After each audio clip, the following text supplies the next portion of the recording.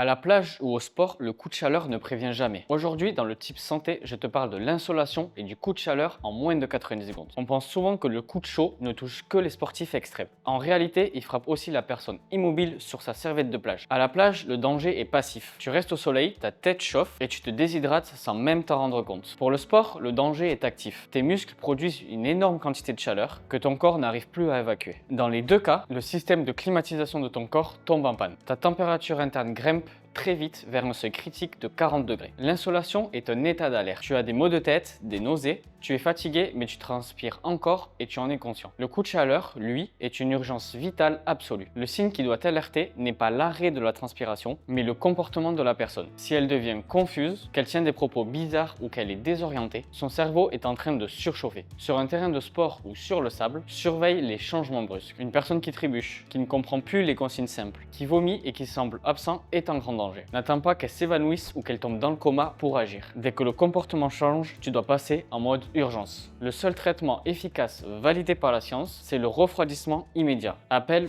tout de suite les secours. En attendant, mets la victime à l'ombre, retire ses vêtements superflus et arrose-la abondamment avec de l'eau fraîche. Crée de l'air avec ce que tu as sous la main. Ne lui donne à boire que si elle est parfaitement consciente et qu'elle est capable de répondre normalement, sinon elle risque de s'étouffer. Ne donne jamais de paracétamol ou d'aspirine en cas de coup de chaud. Ce ne sont pas des médicaments magiques contre la chaleur extrême. Ils sont totalement inefficaces sur ce type de fièvre. Ils risquent d'abîmer le foie et les reins qui souffrent déjà. Pour profiter de l'été, protège ta tête avec un chapeau, mouille régulièrement ta peau et décale tes séances de sport aux heures fraîches. Rappelle-toi, si un proche délire ou s'effondre de la chaleur, chaque minute compte. Refroidis-le immédiatement, protège sa vie et partage ses réflexes autour de toi. Et voilà, tu sais tout sur l'insolation et les coups de chaleur.